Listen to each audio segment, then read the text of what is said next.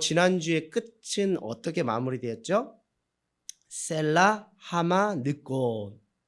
이 명칭의 그 명명을 통해서 우리가 알 수 있는 것은 사울이 다윗을 쫓다가 거의 이제 잡을 절호의 찬스에 누가 쳐들어온 거죠? 블레셋이 쳐들어오면서 결국 다윗을 잡지 못해서 그곳을 셀라, 하마, 느꽃이라고 했어요. 그리고 나서 이제 블레셋과의 싸움에서 어떤 싸움이 이제 일단락되고 나서 사울이 다시 또 어떤 행동을 취하는 것이죠? 누구를 쫓아가는 거예요? 다윗을 또 쫓아가는 겁니다. 1절과 2절에 보니까 다윗을 쫓아가는데 군사 몇 명을 데리고 가요? 3천 명을 데리고 가는데 다윗은 어디에 있었어요? 엔게디 광야에 있었습니다. 네. 이쯤 하면 막장 드라마입니다. 솔직히 말씀드리면 이쯤 하면 막 가자는 거예요. 이렇게 사울이 타락하고 이렇게 망가질 줄은 몰랐습니다. 어떻게 보면 그냥 어지간히 하고 그냥 다시 이스라엘로 돌아가서 자기 나라 잘 세우는데 에너지를 써도 되는데 사울이 정말 집요하고 진짜 왜 그러는가라고 할 정도로 아주 다윗 죽이기에 혈안이 되어 있어서 3천 명이나 데리고 엔게디 광야에 있는 다윗을 잡으러 갑니다. 이쯤 되면 사울이 왜 이럴까라는 질문을 우리가 던지지 않을 수가 없어요. 도대체 사울이 무엇을 얻고자 이런 행동을 계속하는가? 자기도 파괴되고 다른 사람도 해치고 결국 전체적으로는 이스라엘의 그 어떤 그 세워지는 그 부분에서 절대적으로 마이너스인데 왜 이럴까라는 생각을 합니다. 이 질문을 저는 이렇게 우리의 삶에 펼쳐놓고 이렇게 이야기할까 합니다. 왜 이렇게 인간이 질투를 하는가라는 것이죠. 왜 이렇게 질투를 하는가 이런 질문을 던지지 않을 수가 없습니다. 왜요? 그 질투 하나 때문에 사울이 다윗에 대한 그 질투 때문에 거의 쉽게 말하면 오늘날로 표현으로 말하면 공권력을 다 동원해서 샅샅이 다윗을 잡는 데 혈안이 되었죠. 근데 그게 무엇이었어요? 뭐 특별하게 반역을 꾀하고 그런 것이 아니라 그 질투심 하나 때문에 이렇게 되는 거예요. 그래서 저는 오늘 이 말씀을 통해서 우리 인간 안에 질투가 있습니다. 이건 뭐 남자만 그런 것도 아니고 여자만 그런 것도 아니고 우리 인간에게는 나도 모르는 상황 속에서 자동적으로 질투가 나요. 나보다 다른 사람이 등수가 높고 뭐 잘 살고 좋은 것을 가지고 소유하고 있으면 괜히 배가 아파요. 그래서 속담에도 이런 말이 있죠. 사촌이 땅 사면 배가 아프다. 그러니까 인류의 역사는 질투의 역사라고 해도 과언이 아닐 거예요. 다시 말씀드리면 여러분 안에 또 저 안에 우리 안에 스물스물 올라오는 이 질투에 대해서 절대 가볍게 여기지 말자라는 것을 말씀드립니다. 누구를 보면 알아요? 사울을 보면 알아요. 그 질투 때문에 사울은 자신 삶을 다 황폐하게 만들고 정말 무모한 짓을 하는 것이죠. 여러분 왜 절대적으로 제가 질투를 우습게 보지 말라고 하는가 하면요. 이것은 창세기로 돌아가면 압니다. 질투는요. 아담과 하와가 무엇을 따먹었죠? 선악을 알게 하는 나무의 열매를 따먹으면서 선악과 사건으로 그때부터 무엇이 원죄가 후손들에게 무엇 됐어요? 유전됨으로 목사님 말씀드린 것처럼 죄를 져서 죄인이 아니라 죄인이기 때문에 죄를 짓는 비극적인 그 인류의 운명 앞에 놓이게 되었어요. 그러니까 원죄 사건으로 인해서 우리 모든 후손들은 죄의 굴레 속에 갇히게 되었고 죄의 싹은 무엇이에요? 사망이에요. 그래서 그 죄를 죄의 싹은 사망인 그 연결고리를 끊어내기 위해서 누가 오신 거예요? 예수 그리스도가 오셔서 죄 없으신 예수 그리스도가 오셔서 자신의 살과 피를 다 흘리시면서 십자가에서 죽으시고 끝난 것이 아니라 사망 것에 깨뜨리시고 부활 생명으로 우리에게 부활 소망으로 우리에게 오셨어요. 여러분 선악과 사건 그러니까 원죄 사건 이후에 원죄의 그 영향력 아래에서 인류가 첫 번째 저지른 아주 비극적인 사건이 있습니다. 무엇이죠? 가인이 동생 누구를? 아벨을 돌로 쳐 죽입니다. 이거 아벨이 뭐 반역을 꾀했습니까? 아니죠. 하나님께서 자신의 제사는 받지 않으시고 동생 아벨의 제사만 받은 거죠. 거기에 무엇을 낸 거예요? 분을 낸 거예요. 오늘날로 표현을 말하면 질투한 거예요. 이 질투가 놀라운 파괴력이 있고 사망의 덫으로 생명을 앗아가는 놀라운 파괴력이 있다는 거예요. 그래서 그 질투로 파생된 것이 무엇이에요? 가인의 살인사건인 거예요. 그러니까 여러분, 이 질투라는 건 뭐 인간이 살아가다 보면 질투 한 번쯤 느낄 수 있지라고 가볍게 여길 수 있지만, 그러나 또 다시 영적인 관점으로 보면 우리가 이 질투 때문에 한 생명을 무엇할 수도 있다라는 거예요? 죽일 수도 있다라는 거예요. 다시 말씀드리면 이 질투라는 것이 파괴적인 힘이 있다라는 거예요. 파괴적인 힘이 있다는 거예요. 그래서 우리 안에 오는 질투, 또 우리 공동체 안에, 또 우리 가정 안에, 또 출생 서열 속에서, 또 직장 속에서 우리는 수많은 질투 속에 그 노예로 살아가지만 영적으로 깨어있다면 이것을 예수 그리스도의 이름으로 대적하고 선포해야 돼요. 내 안에 숨을 대는 너 질투야 예수의 이름으로 떠나갈지어다고 엄히 꾸짖고 경고해야 돼요. 그렇지 않으면 이것이 파괴적인 힘으로 한 사람의 인생을 망치고 자기 인생도 망치고 공동체도 망쳐요. 그만큼 질투라는 것을 우리가 가볍게 여기면 안 된다는 것을 창세기를 통해 또 사울의 그 삶을 통해서 우리가 보기를 원합니다. 여러분, 우리 사울이 이제 엔게디 광야에서 이제 사울이 3,000명을 몰고서 이제 다윗을 잡으러 가다가 갑자기 무엇이 매롭기 시작한 거예요? 응가가 매러워서 동굴 속 깊은 곳으로, 으슥한 곳으로, 다른 사람들의 시선을 피할 수 있는 곳으로 깊이 들어가서 시원하게 용변을 보고 있는데 그 깊이 누가 있어요? 다윗과 부하들인 거예요. 그러니까 다윗과 다윗 부하의 입장에서는 무엇입니까? 절호의 찬스가 온 것이죠. 야, 오죽하면 이렇게 표현을 합니다. 그 부하들은 이렇게 이야기를 해요. 4절 부하들이 이렇게, 여호와께서 당신에게 이르시기를 내가 원수를 내 손에 넘기리니 내 생각에 좋은 대로 그에게 행하라 하시더니 이것이 그날입니다. 대장, 다윗 대장, 이제 절의 찬스가 왔으니까 사울 어떻게 하자는 거예요? 죽이자는 겁니다. 네, 죽이자고 하는 거예요. 자, 그럼 9절을 한번 읽어볼까요? 9절이요. 자, 시작. 다윗이 사울에게 이르되 보소서, 다윗이 왕을 해야 한다고 하는 사람의 말을 왕은 어찌 들으시나이까? 지금 사울은 쇠뇌당했어요. 사람들의 말에 뭐가 된 거예요? 쇠뇌당한 거예요. 쉽게 말하면 그 중심이 휘둘려 버린 거예요. 여인들이 뭘 했습니까? 골리앗 때려 눕히고 다윗이 다시 금이 완양했을 때 여인들이 뭘 했죠? 다윗은 만만이요 사울은 천천히다라고 말을 했죠. 그러니까 어떻게 보면 말하기 좋은 사람들의 말장난에 누가 휘둘린 거예요? 사울이 휘둘려서 그때부터 질투로 죽음의 역사를 쓰는 거예요.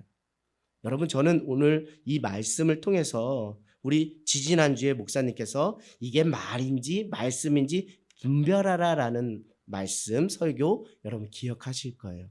할렐루야. 지금 그 다윗의 부하와 그리고 사울이 사람들로부터 들은 소리는 말입니까? 말씀입니까? 말이죠. 근데 거기에 누가 춤을 추게 된 거예요? 사울은 춤을 췄고, 결론적으로 말하면 다윗은 춤을 췄습니까? 안 췄어요? 춤을 추지 않았어요. 이것은 눈에 보기에는 하나님께서 이런 기회를 주신 것 같지만 영적인 분별력을 가지고 이게 말인지 이게 말씀인지를 분별했더니 다윗은 사울을 죽이지 않고 무엇만 뱄어요? 옷자락만 뱄어요. 그런데 사울의 인생은 그 여인들이 하는 그 말 한마디, 다윗은 만만이요. 사울은 천천히입니다. 그 얘기가 그렇게 곱게 들려서 그걸로 그렇게 한 거예요. 그러니까 사울의 인생은 말장난에 휘둘리는 인생이고, 다윗은 무엇이? 말씀. 비록 사람이 하는 말이라 할지라도 그것을 무엇으로 받아들여 취했어요? 하나님의 말씀으로 취한 거예요. 그에게 누가 말을 많이 해줬죠? 요나단이 많이 해주고, 또 부하들도 많이 해주고. 근데 대체적으로 부하들은 그 현상에 대한 그 즉각적인 반응을 해라라는 말을 했지만, 그 요나단은 무엇을 했어요? 아히멜렉 제사장은 무엇을 했어요? 같은 말을 하는 것 같지만 다윗에게는 그것이 무엇으로 받아들여졌어요? 말씀으로 받아들여졌어요. 할렐루야. 제가 여러분 앞에서 같은 성정을 가지고 말을 합니다. 제가 하는 것은 지금 말이에요. 그러나 여러분이 은혜를 받고 돌아가는 것은 비록 부족한 종이 하는 말이지만 이 말을 하나님의 말씀으로 받아서 취하니까 여러분에게 은혜가 되고 힘이 되고 도움이 되는 거예요. 사랑하는 여러분, 이 강단에서 목회자를 위해서 기도해 주실 것은 말의 언변이 뛰어난 사역자가 아니라 정말 말씀을 올곧게 대언하고 흘려보내는 그런 사역자로, 또 여러분도 그렇게 사람의 말로 듣지 말고 하나님의 말씀으로 듣는 그런 마음의 토양이 형성되기를 주님의 이름으로 간절히 소망합니다. 여러분, 이제 그래가지고 결국 이제 다윗은 사울을 옷자락만 베고 죽이지 않고 이제 보냈어요. 그런데 다윗이 앞서가는 사울을 향해서 무엇을 하는 거예요? 소리를 쳐서 내주 왕이여 하면서 납작 엎드리는 것이죠. 8절에 보니까 내주 왕이여 하면서 납작 엎드려서 이렇게 이제 자기의 분함을 이제 항변하는 것이죠.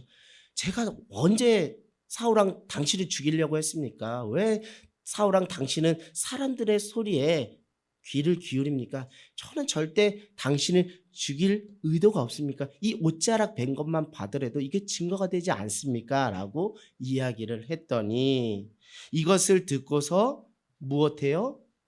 사울이 정신이 다시 돌아오는 거예요.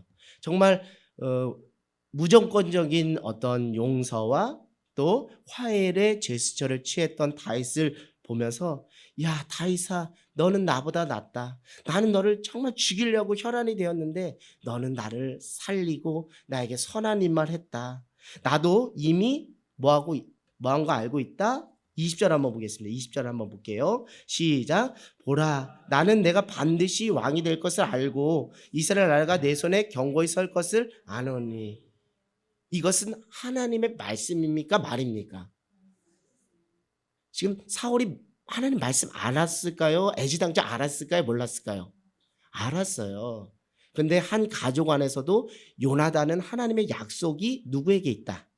다윗에게 있다는 것을 철저하게 알고, 내가 아버지를 이어서 왕위를 물려받을 사람이 아니라 나는 다윗을 세우고 나는 거기에 밑에 2인자로 남는 것이 하나님의 약속의 뜻이라는 걸 알고 거기에 순종을 했죠. 근데 사울은 끝까지 알면서도 이게 하나님의 약속의 말씀, 이게 말이 아니라 말씀인 줄 알고서도 순종하지 않았다가 하나님이 다윗을 통해 무조건적인 사랑과 은혜와 화해와 용서를 그 10년 가운데 무조건적으로 쏟아 부어 주니까 그가 무엇한 거예요? 다시 정신이 제대로 돌아온 거예요. 결국 여러분, 우리가 영적으로 어둡고 우리가 영적으로 우매할 때 우리가 그것을 어떻게 이겨낼 수 있는가? 그것은 다른 것이 아니에요. 이것을 깨닫는 거예요. 성령 하나님으로 말미암아 나같이 우매하고 죽을 수밖에 없는 이 죄인 괴수인 나를 하나님께서 죄 없으신 예수 그리스도를 통해서 나에게 무조건적인 사랑과 은혜를 베풀어 주셨구나라는 것을 그 말씀으로 발견된 하나님의 사랑을 깨달으면 다시 영안이 어떻게 되는 거예요? 회복되는 거예요. 깨닫게 되는 거예요. 할렐루야. 여러분의 삶의 회복이 다른 데 있지 않아요? 하나님의 약속을 발견하고 그 약속 속에 역사하신 하나님의 무조건적인 사랑. 야, 이 사랑, 이 하나면 충분하다는 걸 깨닫는 그 순간이 은혜를 더디는 삶, 회복의 시작인 줄 믿습니다. 아멘. 그래서 그 은혜로, 하나님의 은혜로 잠깐 정신을 차린 것 같지만 이제 나중에 또 말씀 보겠지만 그 마음을, 그 은혜를 오랫동안 뭐 하지 못했어요? 지켜내지 못했어요. 무릇 구할 뭐죠? 지킬 만한 거다 내 마음을 지키라. 이는 생명 이에서 남이라고 하는데 마음 하나 지키지 못해. 그 마음 안에 있는 하나님의 은혜 지키지 못해서 결국 또 나중에 또 다윗 잡아 죽이는데 또 쫓아가는 것을 이제 나중에 여러분 보게 될 것입니다. 자, 우리 사무엘상 25장 1절에 보니까 정말 다윗을 또 사울을 기름 부어 왕으로 세웠던 선지자 누가 죽어요? 사무엘이 죽습니다. 그러면서 그를 장사하고 다윗은 어디에 가 있어요? 바람 광야로 내려갑니다. 여러분 말씀을 깊이 읽다 보면 계속 광야가 나와요. 광야 지명이 나옵니다. 한번 얘기해 볼까요? 십광야라는 것도 있었고 또 무슨 광야? 마온 광야, 또 엔게디 광야, 또 바람 광야. 오늘은 바람 광야. 여러분 인생은 광야예요. 애석하게 들릴지 모르겠지만 하나님 나라 천국 갈 때까지 인생은 광야입니다. 여러분에게 이것이 위로이면서 이것이 소망으로 와닿는 순간이 있을 줄 믿습니다. 할렐루야. 저는 예전에 이 영안의 눈이 열리지 않을 때는 이것이 정말 애석하게 들렸어요. 절망적으로 들렸어요. 인생이 광야다? 이게 절망적으로 들렸어요. 그러나 하나님의 은혜를 깨닫고 영안의 눈이 열리면서 인정하게 되었어요. 그래, 인생이 광야지. 하나님 나라 천국 갈 때까지 인생이 광야지. 그래서 내가 누구만 바라봐야지? 주님만 바라봐야지. 주님의 옷자락만 붙잡으면 나는 산다라는 그 간절함이 더 생기게 된 거예요. 그래서 광야의 시간은 저에게 축복의 시간이고 광야의 시간은 하나님과 친밀한 사귐과 누림과 교제의 시간이 되어서 저에게는 그 인생이 광야라는 그 정의가 전혀 속상하게 들리지 않아요. 사랑하는 여러분, 여러분에게 있어서 인생은 광야입니다라는 저의 그 말 한마디가 여러분에게 그 은혜로 들려지는 그 믿음의 분량이 세워지기를 원합니다. 영안이 열리기를 원합니다. 그래서 이 땅에서도 하나님의 나라 천국, 그 하나님께서 우리에게 부어주신 그 약속의 상급을 기대하면서 지금은 눈물로 씨를 뿌리지만 하나님 나라 앞에 갔을 때 지극히 작은 것으로 충성했을 때 내가 많은 것으로 너에게 맡긴다. 생명의 면류관을 너에게 씌워준다라는 그 하나님의 그 소망, 그 보상, 그 영원한 그 천국을 바라보면서 이 땅에서 믿음으로 승리하는 저와 여러분 모두가 되기를 원합니다. 결국 다윗은 왕이 되기 전까지 수많은 광야에서 그가 단련받고 훈련받고 오늘 말씀의 제목처럼 처음부터 다윗이 특별하게 뭔가 정말 그런 기준을 가지고 있었던 자가 아니라 하나님이 다윗을 광야를 통해서 주님의 제자는 무엇이라고요? 태어나는 게 아니라 만들어지는 것이야 라는 것을 깨우쳐주고 그 모범적인 샘플로 누구를 우리에게 소개시켜 주는 거예요? 다윗을 소개시켜 주는 거예요. 사랑하는 여러분, 여러분에게 지금 광야길이 주어졌다면 하나님께서 여러분을 정말 쓰시길 원하신다는 강력한 증거인 줄 믿습니다. 할렐루야. 광야에서 고침받고 광야에서 다루심 받고 광야에서 주님이 쓰신 합당한 그릇으로 이렇게 세워진다는 것은 하나님이 우리를 향하신 본래적인 뜻은 멸망에 있는 것이 아니라 무엇에 있다라는 거예요? 생명에 있고 구원에 있다라는 반증 아니겠습니까? 그러니까 사생아가 아니잖아요. 우리는 사생아가 아니잖아요. 우리는 주님의 제자이잖아요. 주님께서 예수 그리스도를 통해서 피값으로 우리를 자녀 삼은 우리 아버지 하나님께서 우리 아버지 되어 주시잖아요. 그래서 아버지의 따끔한 질책과 훈계조차도 그것이 우리를 멸망으로 치닫게 하는 것이 아니라 내가 너를 곁에 두고 오래 쓰려고 해. 너를 구원하기를 원해. 내가 너를 절대 포기하지 않는 거야. 그러니까 내 본신 좀 알아줘 라고 광야에서 주님께서 여러분에게 말씀하시는 줄 믿습니다. 여러분 근데 여러분 진짜 인생이 비참해요. 7절 8절을 보니까 지금 다윗이 직접 나서지 않고 소년들을 보내서 무엇을 구합니까? 먹을 것을 구하죠. 누구에게 찾아가죠? 나발에게 찾아갑니다. 여러분 광야라는 것이 정말 먹고 사는 문제 그것과 정말 맞닿아 있어요. 여러분의 삶이 팍팍하고 녹록지 않은 것, 그 기저에는 정말 생존의 그 불안함과 초조함이 있어요. 내가 이 한 달 내가 돈을 벌지 못하며 내가 전기세도 못 내서 전기도 끊기고, 물세도 못 내서 물도 끊기고, 가스비도 못 내서 가스도 끊기는 그런 어떤 생존의 그 상황 속에 있다라는 거예요. 이 광야에서 우리 마태복음의 말씀, 요즘 큐티 말씀을 통해서 먹이시고 입히시는, 하물며 사랑하는 너일까 보냐. 드레핀 백합화를 먹이시고 보호하시고 들의 새들을 먹이시고 입히시는 그 하나님이 하물며 사랑하는 너일까 보냐. 너희를 사랑한다는 거야. 너희에게 먹고 마시고 배부를 수 있는 은혜를 어디에서 허락해 주시겠다는 거예요? 광야에서 허락해 주시겠다는 거예요. 여러분, 광야의 영성을 회복하기를 원합니다. 이건 다른 것이 아니에요. 광야에서는 여러분 생존에 걸린 문제입니다. 그러니까 광야에서 방방 뜰 이유가 없어요. 광야에서는 그날의 은혜를 구하는 것이 정말 현명하고 영적인 원리입니다. 주님, 나 밥 없어요. 밥 주세요. 주님, 저 물세 못 내서 물이 끊겼어요. 물을 주세요. 물을 주세요. 이런 현실적인 그 터에서 하나님과의 친밀한 기도 가운데 구하고 또 체험받고 하는 이 관계 속에서 신앙이 진짜 신앙이 되는 거예요. 우리가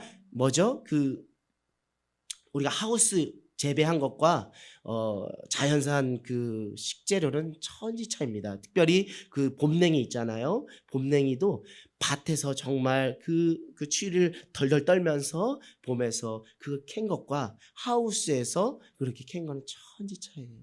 사랑하는 여러분, 여러분이 정말 진짜 신앙으로 하나님 앞에 그 믿음으로 증명되기를 원하는 절호의 찬스 기회가 어디에 있다고요? 광야에 있다라는 거예요.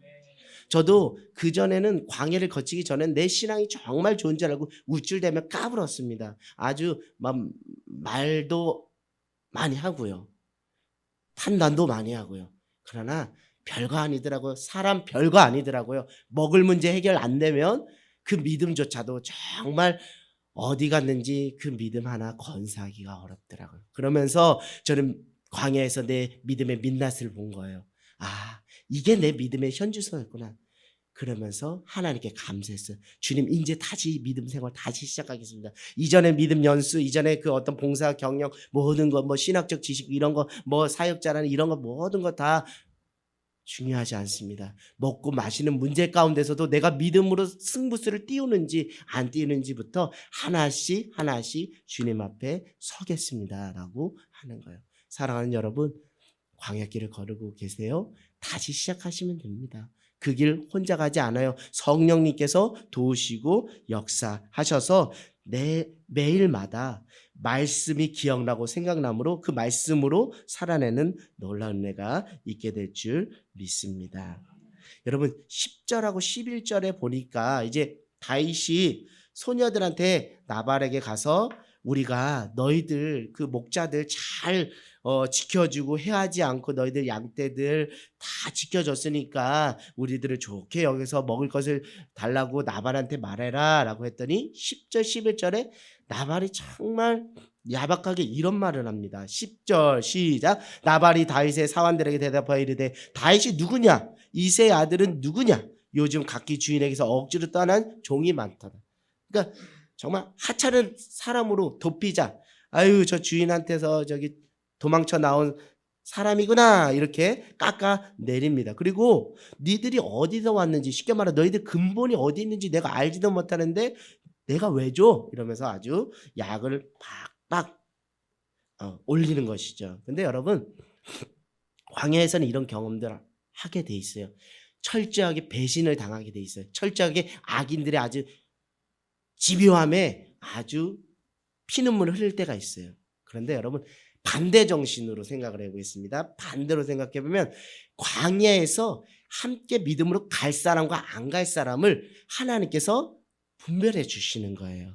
다시 말씀드리면 여러분들이 저도 귀가 얇아서 이 사람이 나한테 잘해주면 나의 동역자인 줄 알고 거기에 마음을 두고 또 사람의 평가에 마음을 두지만 광야에서는 여러분 진실한 사람과 불의한 사람들이 딱 하고 그래서 내가 그러니까 다시 말씀드리면 그 광야에서 사람 보는 눈이 제대로 생기는 거예요. 왜냐하면 다윗은 앞으로 어떻게 해야 될 사람이에요? 이스라엘을 다스릴 왕이기 때문에 인사가 만사잖아요. 사람 잘못 써서 나라 망하는 거 여러분 아시죠? 그렇기 때문에 다윗이 이 광야의 시간을 통해서 어떤 사람이 진실한 사람인지 어떤 사람이 불의한 사람인지를 볼 수 있는 분별력을 하나님의 은혜 가운데 주게 되었다는 것이죠.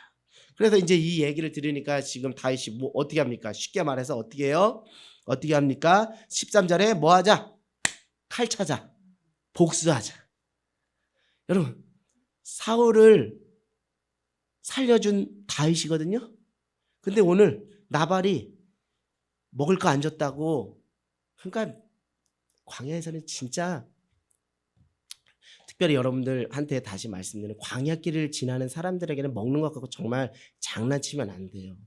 그것이 정말 서운하거든요. 괜히 서운한 게 아니에요. 괜히 원수 짓는 것이 아니에요. 정말 내가 먹을 것을 필요로 했을 때 지나가는 행인들한테 먹을 것을 주고 정말 목타는 행인들에게 나그네에게 그 물을 주는 것이 그것이 하나님의 일이라니까요.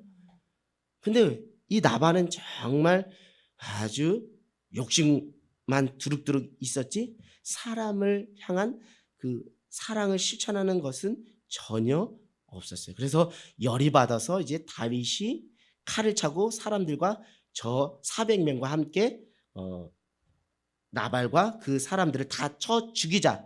그러면서 다윗도 마음이 흔들리기도 했어요. 그러면서 이제 그런 상황 속에서 그 나발의 그 종들이 누구에게 찾아갑니까? 급하게 그 나발의 아내였던 아비가일에게 찾아가서 이 상황들을 소상히 이야기하니까 29절 31절 한번 볼까요? 야, 진짜 아비가일 진짜 너무 매력적인 사람입니다. 29절 30절 31절이요. 조금 빨리 읽을까요? 시작. 사람이 일어나서 내 주를 쫓아 내 주의 생명을 찾을지라도 내 주의 생명은 내 주의 하나님 여호와 함께 생명 싸개 속에 쌓였을 것이요 내 주의 원수들의 생명은 물매로 던지듯 여호와께서 그것을 던지시리라. 여호와께서 내 주에게 대하여 하신 말씀대로 모든 설을 내 주에게 행하사 내 주를 이스라엘의 지도자가 세울 때 내 주께서 무죄한 피를 흘렸다 하신 내 주께서 친히 보복하셨다 함으로 말미암아 슬퍼하실 것도 없고 내 주의 마음에 걸릴 것도 없으니라. 다만 여호와께서 내 주를 후대하실 때 원하건대 내 주의 여종을 생각하소서. 아멘. 지금 전반부 제가 이제 말씀을 나눌 때 전반부에 요나단과 같은 아주 하나님의 뜻이 어디에 있는지 영적인 분별력을 가지고 아주 지혜롭게 말하는 여인 누구죠? 아비갈이에요. 여러분 진짜 같은 말을 해도 말씀을 하듯 말하네요. 정말 제가 말씀을 준비하면서 아비갈 정말 반했습니다. 말의 품격이 다른 아비갈에게 반했어요. 여러분 베드로전서 4장 11절의 말씀이 생각나요. 베드로전서 4장 11절 제가 찾아볼게요. 만일 누가 말하려면 하나님의 말씀을 하는 것 같이 하고 누가 봉사하려면 하나님이 공급하시는 힘으로 하는 것이라 같이 하라 이렇게 말씀하거든요. 베드로전서 4장 11절. 이 말씀을 딱 실천하는 사람이 누구라고요? 아비갈이에요.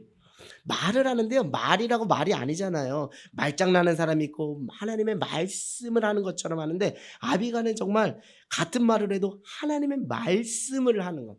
말을 하여도 하나님 말씀하는 것. 여러분 초대교회 7집사들 세우는 기준이 뭐였죠? 지혜 충만, 칭찬 충만, 성령 충만. 초대교회에 아비 같은 사람이 있었으면 7집사를 막 세웠을 것 같아요. 오늘날 아비 같은 사람이 있으면 교회 지도자로 세워도 충만할 것 같아요. 왜요? 말의 품격이 다르잖아요. 여러분 주님의 제자로 쓰임 받기를 원해요? 주님의 제자로 고쳐서 쓰임 받기를 원해요? 말부터 고쳐야 돼요. 근데 그 이전에 마음의 중심을 또 해야 되는 근원적인 부분이 있지만 겉으로 드러나는 것은 무엇이에요? 말이잖아요. 저 사람이 꿍꿍이 속을 하고 있는지 우리는 모르잖아요. 그러나 무엇으로는 알아요? 말하는 본때를 보면 저 사람이 말에 품격이 있는지, 저 사람이 말로 말장난하고 실족하고 판단하고 정죄하는지, 말을 해도 하나님의 말씀을 하는 것 같이 하는지가 다 드러나잖아요. 그래서 주님의 제자들, 오늘날 정말 주님의 제자의 그 덕목 중에 많은 것들이 있겠지만 말의 품격을 세우는 주님의 제자 되기를 원합니다. 말의 훈련이 되는 저와 여러분 모두가 되기를 원합니다. 가장 기본적인 원리를 말씀드릴게요. 부정적인 말 하는 사람은 안 됩니다. 리더가 될 수 없어요. 여호수아와 갈렙은 긍정의 말을 했어요. 그것을 믿음이라고 말합니다. 10명의 정탐꾼은 부정적인 말을 했어요. 그들은 약속의 땅 가나안 땅에 못 들어갔어요. 여러분 같은 말을 하더라도요, 정말 소망을 말하고요, 희망을 말하고요, 좀 북돋아주는 말을 하자는, 다 같이 광야길을 가는 그 어려운 상황 가운데 있는데 왜 자꾸 그렇게 찌르면 뭐 자기에게 뭐 돈이 나옵니까? 어려운 처지 가운데 아들난 동굴 가운데 있는 사람들끼리 서로 부대끼면서 서로 위로하고 격려하면서 우리 한번 해보자. 하나님이 너를 통해서 놀라운 일을 이룰 거야. 하나님이 너를 향한 놀라운 계획이 있어. 우리 함께 하자 하면서 믿음을 고취시키는 거예요. 그 역할을 누가 했었죠? 전에는 아비가일 전에는 누가 했어요? 요나단이 했잖아요. 광야에서 벌벌벌벌 떨고 있는 그 다윗에게 하나님을 힘있게 의지하도록 요나단이 와서 다윗아 너 두렵지? 내가 너를 위해서 기도할게. 너 하나님 힘있게 의지하도록 내가 기도할게. 오늘 여기에 말씀에 나오지 않았지만 요나단은 이 이면에서 계속 무엇할까요? 누구를 위하여? 다윗을 위하여 중보 기도를 할 거예요. 사랑하는, 그런데 말입니다. 이 기도하는 사람이 말의 품격이 다르더라고요. 결국 기도하는 사람이 하나님의 마음을 받는 거잖아요. 그러니까 하나님의 마음을 받으니까 하나님의 마음에 감동된 말을 해서 다른 사람을 살리더라고요. 사랑하는 여러분, 하나님의 말씀을 마음의 신비에 새기며 그 말씀을 의지하여 기도함으로 내가 말하는 게 아니에요. 저도 놀랍다니까. 저도 말 주변에 없는데 내가 어떤 이런 말을 했지? 제가 그걸 언제 느꼈냐면 연애하는 기간 동안 그걸 느꼈습니다. 단순히 저 사람 그냥 이렇게 꼬드겨서 이게 아니라, 저는 솔직히 우리 김경화 사모님도 알고 다 고향교회 출신들이 다 증인입니다. 저는 여자들, 특별히 여자들 앞에 가면 꿀먹은 벙어리였어요. 진짜예요. 그런데 하나님께서 저에게 사랑하는 마음 주시고 또 말의 지혜를 주시니까 정말 저 연예인들 부럽지 않게 제가 로맨틱 가이가 되더라고요. 그래서 이렇게 해서 결혼해서 가정 꾸리고 수화주언이를 한 거예요. 그러니까 말의 품격과 말의 지혜는 사람에게서 있지 않다라는 것이 저는 제 간증으로 말씀. 결국 하나님의 말씀 붙잡고 기도할 때 말의 지혜와 품격을 하나님께서 세워주시는 거예요. 그래서 여러분들 그 부분을 놓고 하나님께 잘 쓰임받는 저와 여러분 모두가 되기를 원합니다.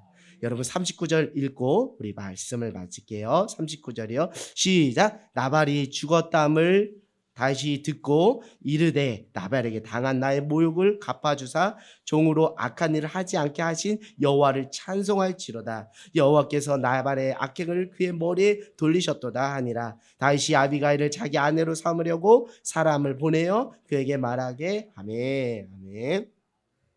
그러니까 아비가일이 당신은 지금 광야에 있지만 당신은 이스라엘 왕이 될 것입니다. 이스라엘 왕이 되어서 나중에 사람들에게 사람 많이 피 흘려 죽인 사람으로 기억되면 그 기억 속에서 다윗 내 주여 당신도 마음이 괴롭지 않겠습니까? 왜 그런 무모한 것을 합니까? 다 하나님이 무엇을 잡아주십니다? 질서를 잡아주십니다. 할렐루야. 여러분 우리 믿음 안에 여러 가지 요소의 믿음에 요구되는 믿음이 있지만 요 근래 그 마지막 악한 때에 하나님 질서 잡아주신다. 할렐루야. 하나님 질서 잡으신다. 무엇이에요? 악인의 형통함을 결코 용납하지 않으시고 의인의 요동함을 허락하지 않으시고 악인은 결코 뭐한다? 망한다. 나발은 결코 망한다. 그러니까 내 손으로 피 흘리지 않게 하나님 무엇 해주신다? 질서 잡아주신다. 이 믿음이 사울에게는 없었어요. 시간이 지나면 하나님이 기름 부었기 때문에 다 질서 잡아주는데 그 조급한 가운데 질투 가운데 그 하나님의 질서 가운데 하나님 바라보는 것보다 육신의 법으로 그걸 했잖아요. 그러나 오늘 다윗은 1승 1패입니다. 1승 1패예요. 사울에게서는 무엇에 대한 믿음을 지켰고 하나님이 질서 잡아주신다는 믿음을 지켰지만 나발에게서는 그 믿음을 지키지 못했는데 그 믿음을 지킬 수 있게 누구를 보내준 거예요? 아비가일. 그러니까 나의 나된 것은 하나님의 은혜니까 교만할 수 없고 자랑할 수 없고 그 은혜에게 보답하며 사는 것밖에 다른 방도가 없다라는 것이죠. 여러분 다윗은 특별한 사람이 아닙니다. 저는 다윗의 위대함을 말하는 것이 아니에요. 하나님의 위대하심과 선하심과 신실하심, 변함없이 사울이라는 하찮은 인생까지도 외면하지 않고 포기하지 않는 그 하나님이 여러분을 포기하지 않고 붙잡고 계신다는 그 믿음과 그 확신을 가지고 어떤 상황 가운데 비록 여러분이 광야길을 걷는지라 할지라도 그 속에서 하나님을 신뢰하며 의지하며 살아가는 저와 여러분 모두가 되기를 원합니다. 성숙한 사람은 다른 게 아니에요. 무엇이 많은 사람일까요? 거울이 많은 사람이에요. 성숙한 사람은 거울이 많은 거예요. 그거 그냥 우리가 물건으로서 거울이 아니라 이 의미가 있는 거예요. 내게 처해진 상황, 내 주변에서 일어나는 일, 내 주변의 사람들을 다 내 삶의 무엇으로 삼는 거예요? 거울로 삼는 거예요. 사울을 용서하고 관용을 베풀었던 것도 누구고? 다윗이고 나발에게 분을 내어 칼차고 저 죽이자. 내가 안 죽이면 하나님의 그 저주가 있을 것이다 라는 그런 악담을 했던 그 자도 누구고? 다윗이고. 그런 상황 속에서 하나님은 우리를 사람을 붙여주시고 상황을 열어주셔서 너 꼬라지를 똑바로 보고 너 자랑하지 말고 하나님 은혜 붙잡고 겸손하게 살라고 그것을 허락해 주시는 하나님의 선하심과 신실함을 맛보아 알아가라는 것이죠. 오늘 그 영안의 눈이 띄기를 원합니다. 저 사람의 일을 통해서 나를 성찰하는 거야. 나도 저 사람처럼 될 수 있어. 나 다윗이라고 별 수 없어. 나도 사울 같은 사람이 될 수 있어. 라는 그런 절박함과 두려워 떨림과 경외함으로 살았다면 다윗이 나발을 사울에 대하듯 했을 거예요. 그래서 여러분 우리의 삶에 비치는 가장 좋은 걸음 무엇이죠? 말씀이죠. 그리고 우리의 주변에 하나님께서 보내주신 상황과 사람들을 통해서도 나 자신을 비춰보는 거울로 하나님이 허락해 주셨다. 그 거울이 많으면 많을수록 인격적으로 성숙한 사람이 되는 거예요. 거울이 많으면 많을수록 예수님을 닮아가는 주님의 신실한 제자로 뭐 하는 거예요? 태어나는 것이 아니라 만들어지는 줄 믿습니다. 그래서 여러분 이 광야를 통해서 그 주님의 제자로 어떻게 만들어지는지 그 영적인 원리를 깨달으시고 그 원리를 발견함으로 하나님이 정말 나를 사랑하시는 것 아는 것을 힘있게 깨닫고 거기에 반응하며 감격하고 감동하고 감복하는 놀라운 은혜가 있기를 주님의 이름으로 간절히 소망합니다. 우리 찬양 한 곡 하고요. 우리 같이